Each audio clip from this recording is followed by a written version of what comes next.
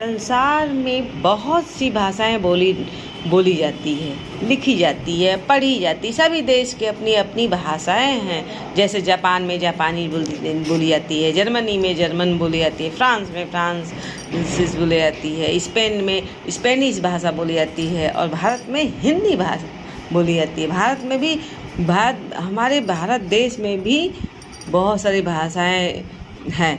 जैसे हिंदी भारत की राजभाषा है, हिंदी भारत की राजभाषा है, लेकिन इसमें और भी भाषाएं बहुत सारी हैं। जैसे मराठी, तेलुगु, उड़िया, पंजाबी, बहुत सारे बंगाली, बहुत सारी भाषाएं हैं इस प्रकार से।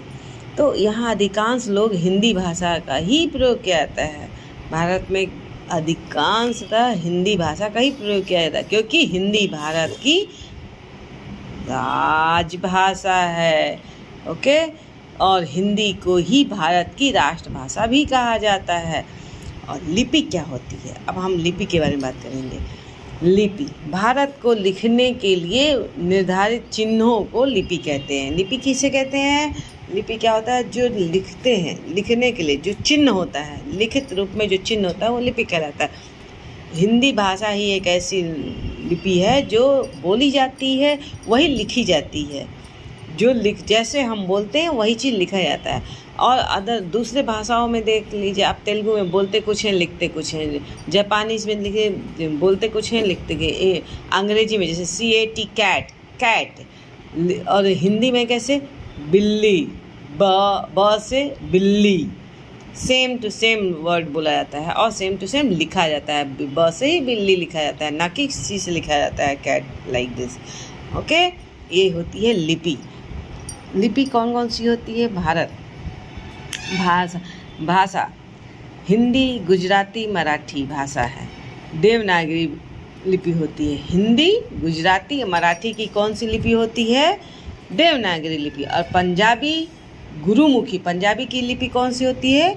गुरुमुखी। बंगला की कौन सी, बांग्ला भाषा की कौन सी होती है लिपि? बांग्ला लिपि होती है, बांग्ला लिपि होती है। उर्दू भाषा की लिपि कौन सी होती है? फारसी लिपि। अंग्रेजी भाषा की लिपि क्या होती है? रोमन होती है। उसकी अंग्रेजी की लिपि क्या होती है? रोमन होती है।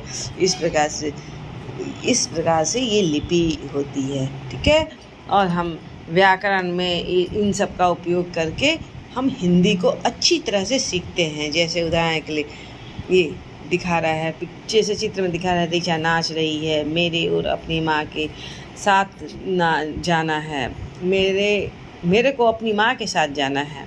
दो लोगों के बीच की बात है, आपस में कैसे बात कर रहे हैं, जो बोल रहे हैं वही लिखा हुआ है। ऐसा बच्चे, ये दोनों वाक्य गलत हैं। पहला वाक्य ऋतु नाच रहा है, नाच रहा है नहीं, नाच रही है, क्योंकि वो लड़की है। इस प्रकार से हम ग्रामर में हिंदी को सही तरीके से लिखना, पढ़ना, बोलना सीखते हैं। चित्र में क्या दिया था? ऋतु नाच रहा है। चित्र में यहाँ क्या दिया था? ऋतु नाच रहा है। क्या सही है? ये लड़का है या लड़की है? ये तो लड़की है, लेकिन नाच रहा था कैसे? ऋतु नाच रही थी। तो हम हिंदी में शुद्ध वाक्य को इस तरह से पढ़ते हैं, बोलते हैं, लिखते हैं, सेम टू सेम। ठीक है, भाषा को शुद्ध रूप में बोलना, पढ़ना और लिखना सिखाने वाले शास्त्र को व्याकरण कहते हैं। तो इस प्रकार से हम हिंदी भाषा का व्याकरण के बारे में अध्ययन करेंगे। ओके बच्चों, व्याकरण हमें 3 बातें सिखाती है: शुद्ध बोलना, शुद्ध पढ़ना, शुद्ध लिखना। व्याकरण हमें क्या सिखाती है? व्याकरण से हम क्या सीखते हैं? क्यों हमें व्याकरण पढ़ना है? क्योंकि हमें व्याकरण इसलिए पढ़ना है, सही तरीके से हिंदी को लिखना, जो हमारी भाषा है, चाहे वो हिंदी है, चाहे तेलुगु है, चाहे मराठी है, सही तरीके से लिखना और सही तरीके से उच्चारण करना। इसके लिए हमें व्याकरण को सीखना बहुत ज़रूरी है। व्याकरण जब सीखेंगे तभी हम सही सब वर्णों का उपयोग कर सकते हैं। ठीक है, इस प्रकार से हम व्याकरण का अध्ययन करेंगे।